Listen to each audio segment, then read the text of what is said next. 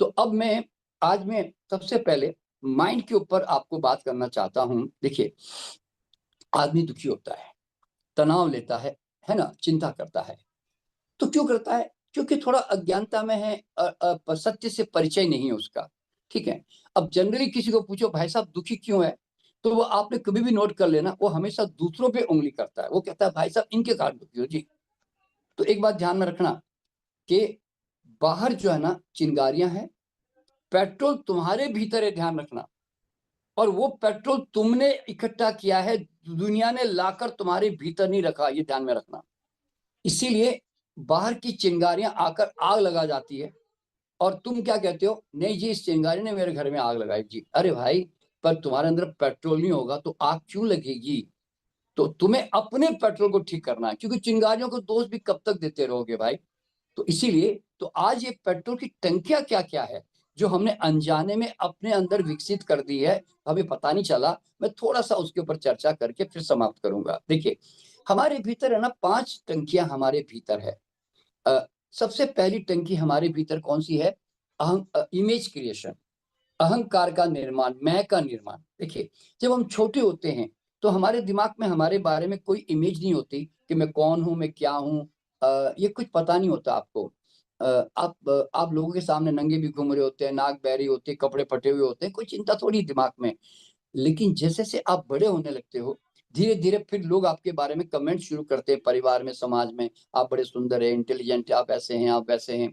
तो हमारे यहाँ पे भी क्या है कि हम भी एक हैंगर है हमारे यहाँ पे बहुत सारे। हम क्या करते हैं, जो-जो लोग कमेंट करते हैं, हम उसको टाँगते जाते हैं, मैं सुंदर, मैं सज्जन, मैं ऐसा, मैं ऐसा। फिर घर जाकर आप क्या करते हो, आप अपने बारे में ना एक मूर्ति बनाना शुरू करते हो कि शर्मा जी बोले तो ऐसा। अब आपके पास देखिए लोगों ने जो आपको कमेंट किया ना, आप उससे एक मूर्ति बनाते हो और मूर्ति बनाकर आप अपनी इमेज क्रिएट करते हो और आप क्या कहते हो, शर्मा जी बोले तो 10 इंच का एक आदमी। अब वो इमेज आप हाथ में लेकर घूमते रहते हो। अब किसी ने गधा कह दिया, आपका दिमाग खराब हो गया। क्यों खराब हो गया? अरे भाई साहब गधा 2 इंच का ही होता है, मैं तो 10 इंच का हूँ।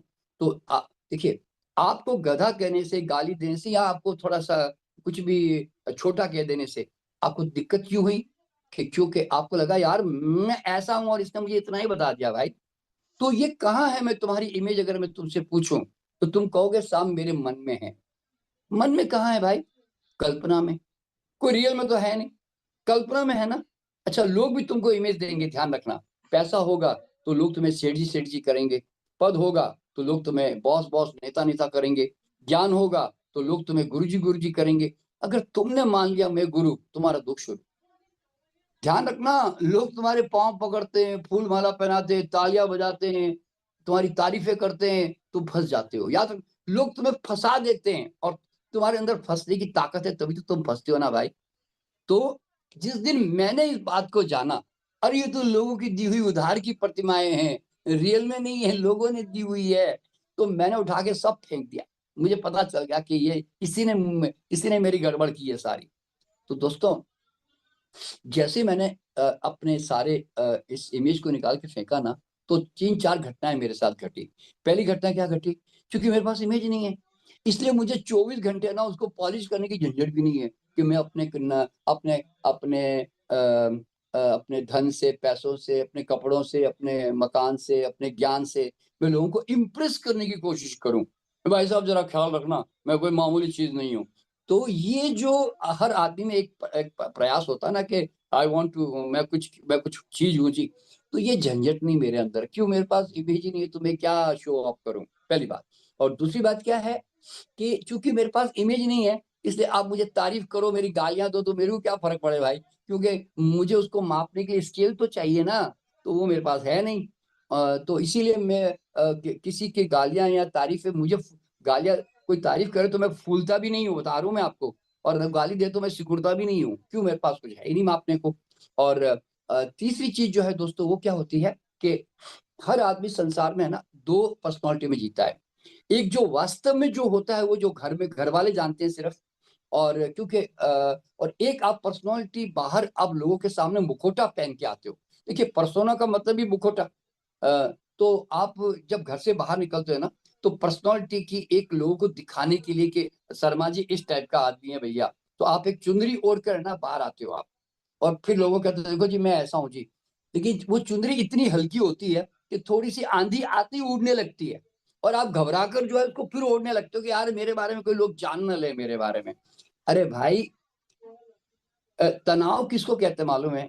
जब तुम दो पर्सनालिटी को लेकर आप है ना अपने अंदर झगड़ा कर रहे होते हो, परेशान हो रहे होते हो। तो दोस्तों, मेरे पास दो पर्सनालिटी नहीं है। जैसे मैं अभी आपसे बातें कर रहा हूँ ना, अगर मेरी पत्नी के साथ में मैं बात करूंगा ना, तो मैं यही मेरी स्टाइल होगी जैसे मैं आपके साथ कर रहा हूँ। मेरे बच्चे के साथ भी ऐसे ही करूंगा, मैं भिखारी के साथ भी ऐसे ही करूंगा, मेरे स्टाफ के साथ भी ऐसी बात करता हूँ। वो ऐसा नहीं कि आपने आपने देखा होगा, आपकी पर्सनालिटी है ना लोगों के हिसाब से बदलती रहती है। आप अपनी पत्नी के सामने जाके बात करोगे, अलग स्टाइल हो जाएगी। आप बेटे बच्चों के सामने बात करोगे, अलग हो जाएगी। आपके कोई स्टाफ है तो उसके सामने, एक नौक बहुत छोटा-सा स्टाफ है तो उसके सामने अलग हो जाएगी। कोई बड़ा आदमी है तो आपकी अलग हो जाएगी। यानी कि योर पर्सनैलिटी चेंजेस। तो इस तरह से क्या होता है कि तो मेरे पास पर्सनैलिटी नहीं है, इसलिए परिवर्तन का कोई रास्ता नहीं मेरे पास भी। ठीक है? अच्छा, अब लास्ट जो है वो तो सब आप सब जानते ही हैं कि लोग क्या कहेंगे, यानी कि लोगों के हिसाब से फिर देखिए जितनी इमेज आप माइंड में लेके बैठते हो ना, उतना उतना ही आप लोगों से डरोगे। ये इसका सिंपल सा नियम है, क्योंकि तुम लोगों के हिसाब से इमेज को मेंटेन कर रहे हो भाई। तो देखिए मजेदार बात क्या मालूम है, लोग तुमसे डरे हुए हैं और तुम लोगों से डरे हुए हो, and nobody is bothered about anybody. किसको किसकी चिंता है भाई? लेकिन तुम्हारा दिमाग है ना अज्यूम करता है। मान लो तुम्हारे एक दो लोग तुम्हारे ऑफिस में, तुम्हारे घर में कोई तुम्हारे बारे में बात कर रहे हैं, तो तुम्हें क्या लगता है सारी दुनिया मेरी चर्चा कर रही है, मेरे बारे में बोल रही है। तो आदमी है ना अज्यूम करके लंबा-चौड़ा कर देता है। मान लीजिए आप किसी बस में जा रहे हैं, किसी पार्टी में जा रहे हैं, अचानक आपका यहाँ से शर्ट फट गया मान लो। अब आप ही को मालूम है फट गया ना, लेकिन आपका यहाँ से फट भी गया ना, तो आप देखना पूरे पार्टी में या बस में बैठे-बैठे आप ऐसे हाथ रखे रहोगे, ऐसे हाथ होने भी नहीं दोगे। अच्छा, आपने अगर ऐसा कर दिया तो क्या हो जाएगा? अरे नहीं, नहीं वो देख लेगा मेरा यहाँ से फट गया करके। अच्छा, आपने अगर मान लो किसी का देख लिया कि किसी का यहाँ से फटा हुआ है, तो तुम क्या सोच लोगे ज़रा आप खुद सोचो। लेकिन हमारा दिमाग है ना इतना परेशान हो जाता है, नहीं, नहीं उसको दिखना नहीं चाहिए मेरा यहाँ फट गया करके। तो अरे भाई, किसी को नहीं पड़ी है, तुम्हारा फट गया तो 1 मिनट सोचेगा, 1 सेकंड सोचेगा, लगता है बेचारे का स्ट्रेच होके फट गया करके, वो उतना ही। उसके बाद वो अपने काम धंधे में लग जाएगा। लेकिन तुम्हारा दिमाग क्या सोचता है, नहीं, नहीं मेरे बारे में सब लोग क्या सोच रहे होंगे, ऐसे। तो नोबडी इज़ बॉदर्ड। मान लो तुम एक गाँव में जा रहे हो, तुम्हें कोई नहीं जानता उस गाँव में, और तुम गुनगुनाते हुए आराम से जा रहे हो और गाना गाते हुए, झूमते हुए, नाचते हुए। इतने में 4 लोग सामने आ गए। आपने गाना बंद कर दिया, झूमना बंद कर दिया। फिर जब वो लोग चले गए, उसके बाद आपने शुरू किया गाना वापस। क्यों भैया, आपने गाना क्यों रोक दिया, नाचना क्यों बंद कर दिया? नहीं, नहीं वो मेरे बारे में क्या सोचते। अच्छा, वो 4 लोग जो बिल्कुल आपको जानते तक भी नहीं, आपको तो जो नहीं जानते वो भी, उसके अंदर भी मैं इमेज डालना चाहता हूँ जी, कि मैं शर्मा जी कैसे आदमी हैं, बड़े शरीफ आदमी हैं जी। तो ये जो आप अपने आप को जो बताना चाहते हैं ना, इससे आप मुक्त हो जाइए। क्यों? आप ज़िंदगी भर है ना इससे लड़ते रहोगे और आपको मिलेगा कुछ नहीं, तुम लड़ते रह जाओगे सिर्फ। तो इसीलिए अच्छा, तो अब यहाँ पे एक बात ध्यान रखना, जब तुम्हें कोई कहे ना कि अहंकार निकाल दो, चाहे वो कई आध्यात्मिक गुरु कहते हैं अहंकार निकाल दो, तो याद रखना, अगर कोई भी गुरु कहे कि अहंकार निकाल दो, ये शब्द अगर इस्तेमाल करे, तो समझना उसने तो नहीं निकाला, पक्की बात। क्यों? जो निकाल चुका होता है ना, वो कभी ऐसी बात करेगा ही नहीं, क्योंकि अहंकार कोई चीज़ थोड़ी है जो उठा के बाहर कर देंगे भाई। अहंकार अज्ञानता है, अहंकार भ्रम है, अंधकार है। तो रोशनी पैदा होते ही अंधकार भाग जाता है ना, आंखें चक्षु खुलते ही भ्रम टूट जाते हैं ना। तो दोस्तों, अहंकार कभी निकालना मत, जाग जाना। जाग जाओगे ना, अहंकार जड़ जाएगा अपने आप। दोस्तों, मैंने भी मेरा कोई अहंकार निकाला नहीं है। मैंने अहंकार कैसे निर्मित हुआ, मैंने उसका प्रोसीजर समझने की कोशिश की कि बचपन से ये अहंकार मेरे अंदर निर्मित हुआ कैसे कम वक्त। तो मैंने देखा कि यार बचपन में किसी ने मेरे गाने की तारीफ कर दी, किसी ने मेरी सुंदरता की तारीफ कर दी, मेरे ज्ञान की तारीफ कर दी, तो मैं धीरे-धीरे फूलता चला गया। तो इस तरह से तो वो जो बिल्डिंग प्रोसेस है ना, आप जब स्कूल में मेरी तारीफ़ें हुई, कुछ मुझे अवार्ड दे दिया, कुछ भी, तो वो जो आपके अंदर वो बिल्डिंग प्रोसेस समझ जाओगे ना, तो आप हँस पड़ोगे। ध्यान रखना, अहंकार के निर्माण का प्रोसेस जब आप देखोगे ना, तो आप हँस पड़ोगे, और जैसे ही आपको हँसी आएगी ना, आपका अहंकार झड़ जाएगा। दोस्तों, मुझे कोई विनम्रता का ढोंग नहीं करना पड़ता। पर मैंने देखा, मैं कई आध्यात्मिक गुरुओं से मिला हूँ, मैं अगर 5 मिनट उनके विरोध में बात कर दूं ना, तो फिर उनके अंदर का वो रियल जो व्यक्तित्व बाहर आ जाएगा। तो मतलब ये झूठ का जीवन जी रहे होते हैं अहंकार के निकालने के नाम पर। अहंकार कई अधिकतर लोगों का निकलता नहीं है, मेंटेन रहता है। अभी अभी देखिए, मैं वैसे तो खैर किसी व्यक्ति के बारे में कभी मैं कमेंट नहीं करता, पर अभी अभी जैसे हमारे शंकराचार्य के साथ जो हो रहा है, तो वो सब उनको क्या अहंकार है भाई, जो गए हैं कुंभ में नहाने, तो क्या अहंकार लेके गए भाई? अरे नहीं नहाए तो वो कौन सा उसमें नहाने से बड़ी उनको पुण्य मिल जाता, लेकिन फिर भी मतलब हमारे संत महात्मा भी अहंकारों से भरे पड़े हैं। ये एक बड़ी अजीब सी बात है। तो इसीलिए हमें ये समझ जाना चाहिए कि what is my image creation. और दूसरी जो टंकी है दोस्तों, वो पेट्रोल की क्या है? Non acceptance. हम किसी को एज इट इज स्वीकार ही नहीं करते।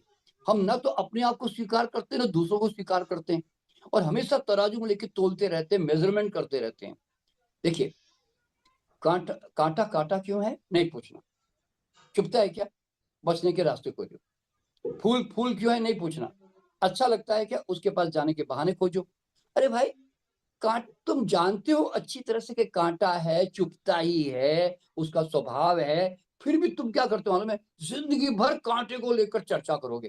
भाई साहब, ये जो कांटा है ना साहब, 10 साल से मेरे को चुभ रहा है भाई साहब, ये कल भी मेरे को चुभा, अभी सुबह घर से निकलते हो चुभा जी मेरे को। अच्छा, और कितने दिन कर लोगे भैया? कब तक करते रहोगे? अरे कांटा है वो तो चुभेगा ही ना, तुम ही बच लो भाई। तुम अपने प्लास्टिक चढ़ा दो, तुम कुछ कर लो उसके ऊपर, या तुम उसके ऊपर ढक्कन डाल दो, या उसके ऊपर धागा बांध दो, कुछ तो कर लो, लेकिन तुम कांटे की चर्चा करके कर क्या लोगे? तो जब तुम देखिए, एक बात ध्यान रखना, जब तुम दूसरों के बारे में निंदा या उसके बारे में जब तुम कुछ कमेंट करते हो ना, तो याद रखना, तुलना करते हो, तुम अपने अंदर अनहैप्पी मूवमेंट को क्रिएट कर रहे हो, नुकसान तुमको हो रहा है। कांटा तो पूरे 50-100 साल तक भी वही रहने वाला है, वो कुछ में बदलाव नहीं आएगा, और तुम्हारे अंदर तो बदलाव आ गया भाई। तो इसीलिए एक्सेप्ट एज इट इज। देखिए, किसी भी व्यक्ति के बारे में आप कैसे निर्णय कर सकते हो भैया? एक आदमी कितने जन्मों जन्मों का संस्कार, अपने माँ बाप के संस्कार, अपने परिस्थिति के संस्कार, समाज के संस्कार, और अपने खुद के आइडिया कॉन्सेप्ट का बना हुआ बेचारा पुतला, आप कहते हो कि why is like that, is like that. तो सूत्र क्या मालूम है? ऐसा ही है, स्वीकारो, आनंद लो या सुलझा लो। भैया अगर आप नहीं सुलझा सकते, किसी को लगता है तो कांटा है, ये तो कभी बदलने वाला भी नहीं है, तो मेरे मजे लो उसके, मैं यूं कहता हूँ। इसलिए मैं जब नालायक से नालायक आदमी को मिलता हूँ, तो मैं ये नहीं कहता हूँ कि नालायक क्यों है, मैं कहता हूँ कमाल का नालायक है यार, कमाल का बेवकूफ है, कमाल का आलसी है, कमाल का इंटेलिजेंट है, कमाल का स्मार्ट आदमी है। क्यों ऐसा है, ऐसा क्यों नहीं है, इसको ऐसा होना चाहिए। अरे भाई, तुम तो तराजू लेके बैठे रहते हो और तोलते ही रहते हो कि सरला कितने ग्राम की है, शोभा कितने ग्राम की है। आज मेरा हस्बैंड 50 ग्राम अच्छा हो गया, आज मेरा हस्बैंड मेरा 50 ग्राम थोड़ा नीचे गिर गया वापस। यानी कि तुम सारे दिन अपने रिश्तों को, अपने दोस्तों मित्रों को, अपने समाज को, हर एक को बट तराजू लेके कम ज्यादा करते रहते हो, रोज करते रहते हो। तो भैया, तुम परेशान हो जाओगे, ऐसे कर करके तुम्हें मिलेगा कुछ नहीं। तो accept yourself as it is. तुम्हारी देखिए, तुम जो भी सबसे पहला अध्यात्म का सूत्र क्या मालूम है? तुम ऐसे नहीं हो कि ऐसे नहीं हो। Accept first whatever you are, wherever you are, accept that I have. अगर वीकनेसेस है तो है, स्ट्रेंथ है तो है, नहीं है उसकी तरह क्यों नहीं है, उसकी तरह क्यों नहीं, मुझे ऐसा होना चाहिए ना, मुझे ऐसा। नेवर कंपेयर, नेवर जज, याद रखना। तो इसीलिए मैंने कविता लिखी दोस्तों, कि हर स्वभाव को यहाँ स्वीकार कर लो, कांटों को भी फूलों को भी अंगीकार कर लो, अपने स्वभाव में खिलने को सब यहाँ मजबूर है, प्रभु के विविध रूप समझकर सबसे प्यार कर। क्या करोगे तोल के? और देखिए, मैं तो पूर्व जन्म पे काम करता हूँ, और मैं क्या देखता हूँ मालूम है? अगर कोई संसार में नालायक है ना, तो बड़ा नियम से नालायक है जी, और कोई लायक है तो बड़ा नियम से लायक है। देखिए, कोई आदमी सेक्स के पीछे पागल है, कोई आदमी धन के पीछे पागल है, कोई आदमी खाने के पीछे पागल है, तो आप बड़े शरीफ आदमी हो, आप क्या सोचते हो ये क्या पागलों की तरह खाने के पीछे भाग रहा है, ये क्या पागलों की तरह धन के पीछे भाग रहा है? अरे भाई, अभी वो उस लेवल से उठा नहीं है, तुम उड़ गए, तुम एवरेस्ट पे चढ़ गए, तो तुम दूसरों को क्यों माप रहे हो भैया? तो कहने का मतलब क्या है, जब उसका लेवल आएगा, वो भोग से अगर उसके अंदर योग आएगा, तब वो एवरेस्ट पे चढ़ेगा ना भाई। तो क्या होता है, किसी आदमी के बारे में यू डोंट जज, तुम उसको गाइड कर दो, कह दो, बदल सकते हो तो बदल दो, लेकिन तुम उसको जज मत करो, याद रखना। तो एक्सेप्टेंस का मतलब है मैं बह रहा हूं, मैं लड़ाई नहीं कर रहा हूं जीवन में, इस तरह से। और और बाकी तो अगर ज्यादा कांटा चुभता ही है ना, तो फिर वो गाना है ना, चलो एक बार फिर से अजनबी बन जाए हम दोनों, दैट्स ऑल। चलिए, अच्छा, अब तीसरा जो है ना दोस्तों, वो क्या है, जैसा बीज वैसा भविष्य। एक बात ध्यान रखना, इस संसार में हम हर पल, मोमेंट टू मोमेंट, हम जो एक्शन करते हैं ना, जो थॉट, विचार, भाव, एक्शन, एग्जैक्टली उसके उसके अनुसार हमारा भविष्य जो है आकार ग्रहण कर रहा होता है। भविष्य एक्चुअल में अभी आकार ग्रहण किया नहीं है, ग्रहण करने की स्थिति में है। अभी मैंने इस तरफ टर्न कर लिया तो ऐसे मेरा भविष्य बन गया, मैंने इस तरफ टर्न कर लिया तो ऐसे बन गया। तो ये मूवमेंट टू मूवमेंट चॉइसेस से परिवर्तन करता रहता है। तो अभी मान लीजिए, अगर आपका 24 घंटे, अगर आप जो है नेगेटिव रिएक्शंस में जीते हो, देखिए हमारे दिमाग में 60-70 हजार विचार होते हैं एक दिन में। तो आप जरा सोचो, मैक्सिमम 80-90% हमारे थॉट है ना नेगेटिव ज्यादा होते हैं, हम 10-20% ही पॉजिटिव थॉट में जीते हैं, मतलब अधिकतर लोग बता रहा हूँ। तो अब जरा सोचो, एक नेगेटिव थॉट, अगर मैंने मान लीजिए आपको एक गाली दी या आपको कोई चीज पसंद नहीं आई, आप अनहैप्पी हुए, आपके हार्मोन केमिस्ट्री रिवर्स प्रोसेस में जा रहे हैं, यानी कि नुकसान वाले प्रोसेस में जा रहे हैं, बॉडी में डैमेजिंग प्रोसेस में जा रहे हैं। एक मिनट आप खुश हुए, बॉडी में कंस्ट्रक्टिव उसमें जा रहे हैं अब आप, तो यानी कि कंस्ट्रक्शन डिस्ट्रक्शन। तो ये एक एक सेकंड में हम जो थॉट करते हैं ना, वो हमारी बॉडी में हमारे हार्मोन और केमिकल को चेंज कर रहा होता है। अभी देखो ना, मैंने आपको एक आपको गाली दे दी, आपको अच्छा नहीं लगा, आपका चेहरा पीला हो गया। मैंने अभी तारीफ कर दी, आपका चेहरा पिंक हो गया। अब जरा सोचो, एक सेकंड में खून बन भी गया, एक सेकंड में खून बिगड़ भी गया। तो आप जरा सोचो कितना कितना बॉडी पे हमारे विचारों का प्रभाव पड़ता है। तो आप है ना 24, क्योंकि आप जागरूक नहीं हो, होश में नहीं हो, इसलिए आपकी मर्जी से सब कुछ जो है वो प्रतिक्रियाएं चल रही होती है। तो इसलिए आज आप ध्यान क्यों करवा रहे हैं यहाँ पे, आपको आनापान सती क्यों करवाई है? श्वास, मन मन के साथ कनेक्टेड है ना। जैसे ही इसमें परिवर्तन आएगा ना, अगर ध्यान रखोगे, तो तुरंत आप उसको देखिए। जागरूक आदमी रिएक्शन नहीं कर सकता, ये समझ लें, ये होता है। तो इस तरह से, तो वर्तमान जब जो है तुम्हारा जैसा होगा वैसा तुम्हारा भविष्य बनेगा। तो अगर तुम चाहते हो कि कल मैं सुबह आंख खोलूं तो मुझे आनंद ही आनंद मिलना चाहिए जी, तो भैया आनंद के बीज डालोगे तो आनंद मिलेगा ना। तो अगर तुम्हारा ये पल आनंदित होगा तो अगला भविष्य आनंदित होगा ना। तो तो अब आप क्या सोचते हो, आनंद अभी थोड़ी मिलेगा भाई साहब, आप तो आज तो अभी दुख भोग लो, टाइम पास कर लो। आनंद तो बाद में कभी मिलेगा जी, जब घूमने फिरने जाएंगे, कोई शादी घर में ब्याह फंक्शन होगा, तब आनंद मिलेगा। आनंद अभी अभी इसी वक्त शहद की तरह टपक टपक टपक टपक के जा रहा है, पर तुम्हारा दिमाग कहाँ है, भूतकाल में या भविष्य काल में। तो दोस्तों, आनंद है, पर तुम यहाँ नहीं हो, इसे तुम ले नहीं पा रहे हो। देखिए, आप सुबह उठ के रिचार्ज होके, आप सुबह उठते हो 8 घंटे रिचार्ज होके उठते हो, आनंद नहीं है क्या? 8 घंटे बॉडी रिचार्ज हो गई, फिर जाके ठंडे पानी से आंखें धोते हो, ठंडा पानी कितना रिफ्रेशिंग है, आनंद है ना उसमें। ब्रश व्रश करते हो, थोड़ा अच्छा लगता है ना, मुंह फ्रेश हो जाता है ना। फिर आके बालकनी में खड़े होते हो, अच्छा लगता है तभी तो खड़े होते हो। फिर चाय वाय पीते हो, अच्छा लगता है तभी तो पीते हो। फिर न्यूज़पेपर पढ़ते हो या टीवी देखते हो, अच्छा लगता है तभी तो देखते हो ना। अरे भाई, आनंद तो सब जगह है, पर तुम जो चाय भी पीते हो ना, तुम चाय कहाँ पीते हो? तुम चाय में अगर 25 सिप छुपे हुए तो 4 में तुम मौजूद हो, बाकी 20 सिप में तुम गायब। तुम उस समय न्यूज़पेपर पीते हो, गपशप पीते हो, तुम उस समय बातचीत पीते हो, तुम उस समय टीवी पीते हो, तो तुम उस समय वहां हो ही नहीं। यानी कि जो स्वाद तुम्हारे पास से अभी अभी टपक टपक के जा रहा है शहद, तुम उसके साथ नहीं हो, तो तुम फिर क्या होता है, अतृप्त रहते हो। याद रखना, मन बार बार कोई चीज के पीछे क्यों भागता मालूम है? क्योंकि तुम अतृप्त हो। तो दोस्तों, तुम अब उस चीज को भोग लो ना। दोस्तों, जिस दिन तुमने होश पूर्वक चाय के एक एक सिप को, या जो भी तुम पीते हो, मैं वो तो चाय तो एग्जाम्पल है, तो आप है ना उसको पूर्णता के साथ पियो ना, एक एक स्वाद का मजा लो ना। जब चाय पी रहे हो तो पूरी पियो ना भाई, एक एक सिप को पियो ना भाई। भोजन कर रहे हो तो भोजन का एक एक स्वाद का मजा तो लो ना यार। फिर क्या करोगे? अरे चल रहे हो तो चलने का मजा लो, नहाओ, अब नहाते भी तो तुम्हें पता भी नहीं पानी कब निकल गया, तुम्हारा दिमाग कहीं और ही भाग रहा था।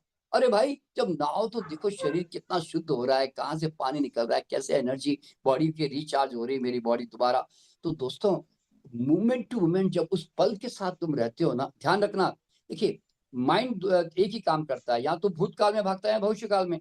अगर तुम वर्तमान के साथ जुड़ गए तो याद रखना, वर्तमान ही भगवान है, वर्तमान ही शिव है, वर्तमान ही आनंद है और वर्तमान ही मोक्ष है। क्यों मालूम है? जब भूत ही नहीं है भविष्य, देखिए भूत और भविष्य मनुष्य और वर्तमान भगवान। तो अब तुम्हें मनुष्य के साथ रहना है कि भगवान के साथ, ये तो तुम्हारी चॉइस है भाई। तो इस तरह से कहने का मतलब क्या है दोस्तों के अब देखिए घर में झाड़ू लगनी है, कि रोटी बननी है, कि कार चलानी, कि ऑफिस जाके काम करना है, रोज करना ही है ना। अगर तुम बेमन से कर रहे हो, क्या करें ये करना पड़ता है ना, तो याद रखना तुम अपने उस पल को नष्ट करते जा रहे हो। ट्रैफिक में गाड़ी चलानी है ना, अब चिड़चिड़ के रोज चलाओगे ना तो दुख, तो तकलीफ, तो संस्कार तुम्हारे खराब होंगे, ट्रैफिक तो वहीं के वहीं रहने वाली है। तो क्या कर लोगे तुम? दुनिया तो नालायक है भाई, क्या कर लोगे? कितने कितने नालायकों को तुम मापते रहोगे?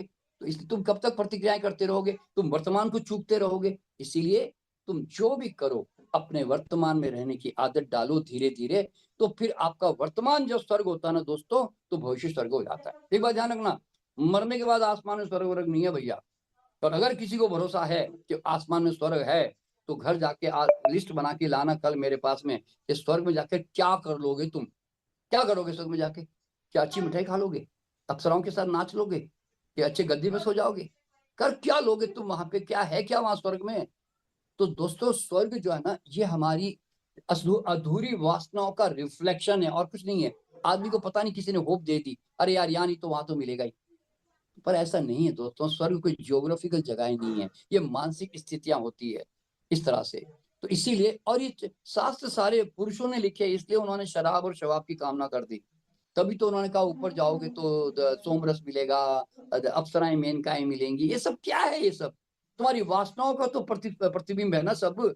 तो दोस्तों इस तरह से याद रखना, जीते जी स्वर्गवासी हो जाओ, मैं यूं कहता हूँ। यानी कि अब लोग, तुम देखिए जिंदगी भर नरक में जी गया और मरने के बाद कहते स्वर्गवासी हो गया। कैसे हो गया भैया? अरे भाई, मैं कहता हूं तुम जीते जी स्वर्गवासी हो जाओ। मेरे कई स्टूडेंट ने अपने नाम के आगे स्वर्गवासी लगा भी दिया, बता रहा हूं। मेरे कई विद्यार्थी है जो नाम के आगे स्वर्गवासी लगाते हैं। क्यों? वो कहते हैं स्वर्ग में जी रहा हूं भैया, अभी अगर वर्तमान स्वर्ग है तो भविष्य तो पक्का।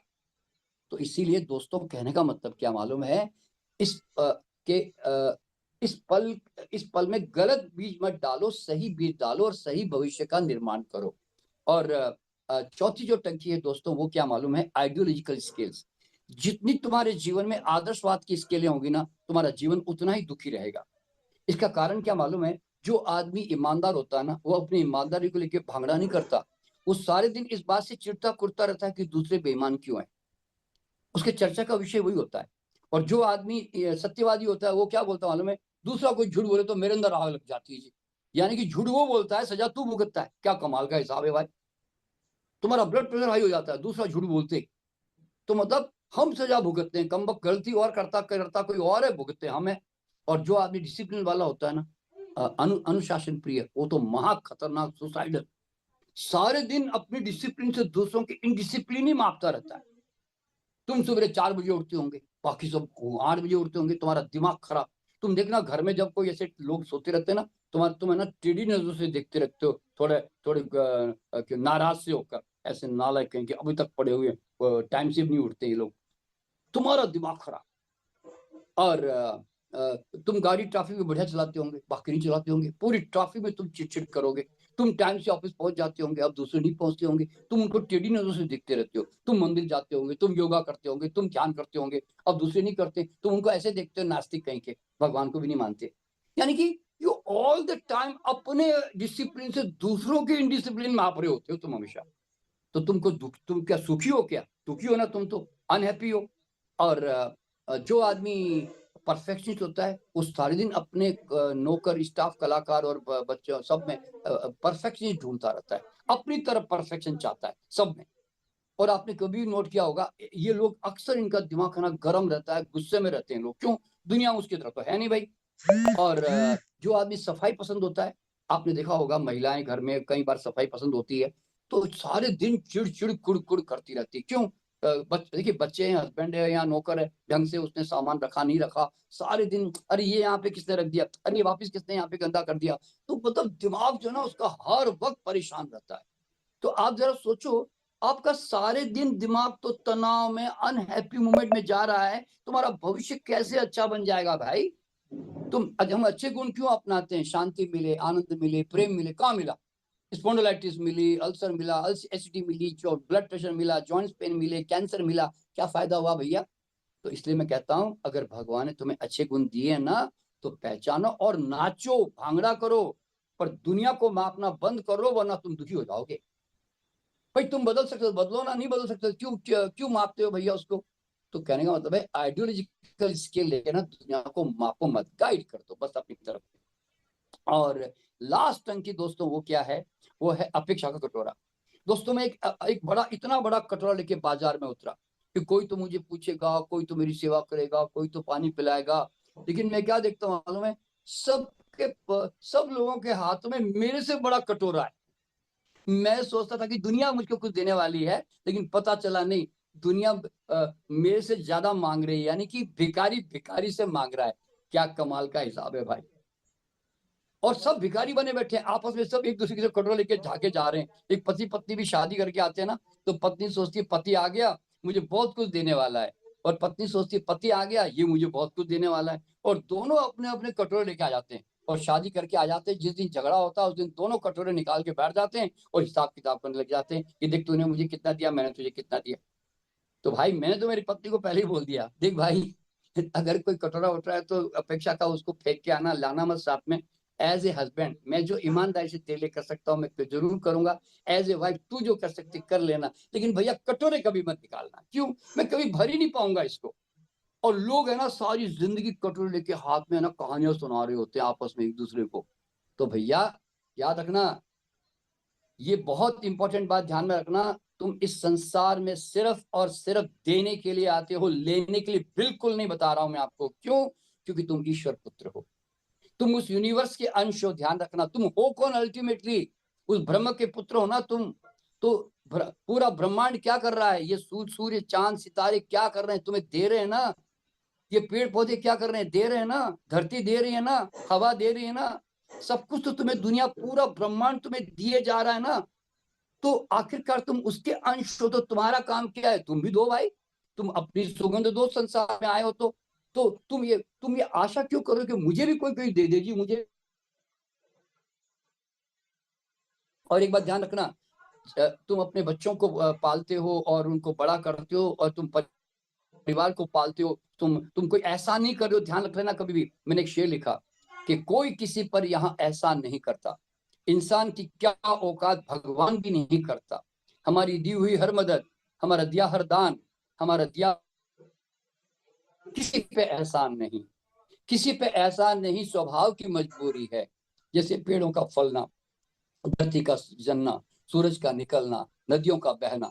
नदी कहती है देख भाई मैं तेरे घर के पास से बह के निकल गई, अब तूने पानी पिया तो तेरी मर्जी, न पिया तो तेरी मर्जी, डुबकी नहाना है तो नहा ले तेरी मर्जी, मत नहा तो तेरी मर्जी।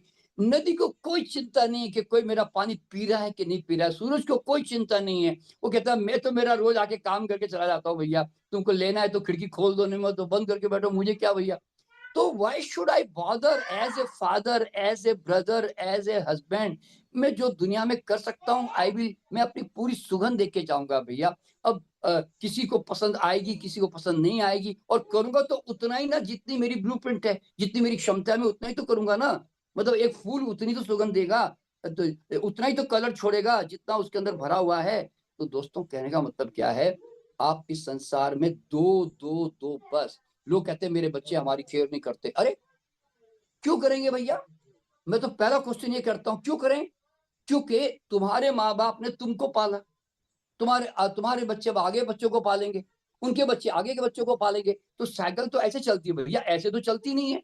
और अगर तुम चाहते हो कि तुम्हारे बच्चे केयर करें, तो उनके बच्चों के मन में तुम्हारी मेमोरी होगी ना, तुम्हारे प्यार की, अनकंडीशनल लव की, तब तो तुम्हारे तरफ रिवर्स होंगे ही, क्योंकि प्यार इतना कमजोर नहीं होता कि वापस ना आवे। पर अगर तुमने ऐसा प्यार किया जो डोमिनेशन वाला था, हिसाब किताब वाला था, इमोशनल ब्लैकमेलिंग वाला था, अहंकार वाला था, तो भैया फिर वो प्यार नहीं आएगा, ध्यान रखना। और अगर बच्चों के दिमाग में तुमको लेकर ये डायलॉग है कि बड़ा जनरली क्या होता है, थोपा टोका, अगर ये 3 शब्द है तो बच्चा तुम्हारी तरफ क्यों आएगा भाई? वो तो तुमसे मुक्त होना चाहेगा। तो कहने का कंडीशनल लव दो, तुम कोई एहसान नहीं कर रहे हो बच्चों को पाल के, उन्होंने तुम्हें सेवा करते तो मेहमान की घर से निकल गया, चिंता में ऐसे कितनी सोल हमारे थ्रू यात्रा करती है। तो इस तरह से दोस्तों सॉरी, हाँ, तो दोस्तों इस तरह से बस मैं समाप्ति पे हूँ दोस्तों, अब एक 2 मिनट और लूंगा फिर मैं समाप्त करूंगा। तो कहने का मतलब क्या है कि आप अपने, आप जो भी आए संसार में वो देने का प्रयास करें। और तो अब देखिए, सब दुनिया में संत महात्मा क्या कहते हैं, इस दुनिया में धर्म ध्यान पूजा पाठ इसलिए करो कि संसार में वापस नहीं आना। तो मैं परमात्मा से कहता हूँ, हे परमात्मा, मुझे धरती पर बार बार पैदा करते रहना। जानते हो क्यों? क्योंकि जीवन दुख नहीं है, अज्ञान का दुख है, बेहोश दुख है। अगर जाग जाओगे तो आनंद ही आनंद है। इसलिए मैंने एक शेर लिखा कि सब संतों की सदा रही मुक्ति मोक्ष की कामना, मुझको तो हे प्रभु तो धरती से मत टालना। जान गया आनंद की चाबी, हर जन्म में आऊंगा, मुक्ति पाकर क्या करूंगा, सबका दुख सुलझाऊंगा। तो दोस्तों, चिंगारियां तो कल लाख है कि 2 लाख है, मुझे क्या, पर मैंने अपने पेट्रोल, इसलिए मेरे पास आग लगने का कोई अब साधन नहीं है। So I am living with my fragrance, मैं अपनी सुगंध के साथ जी रहा हूँ। दुनिया तारीफ करे ना करे, माने ना माने, मैं क्यों चिंता करूं भैया, मैं तो सूरज और फूल की तरह हूँ बस। तो दोस्तों, बस थोड़ा सा आपको एक अवेयरनेस देने के लिए मैंने थोड़ी बातें, मन के जो आपके दुख के कारण है वो यहाँ पर छुपे हुए हैं, ध्यान रखना। अगर जान जाओगे ना तो फिर जीवन में परम आनंद, ब्रह्मानंद, सच्चिदानंद में जियोगे आप।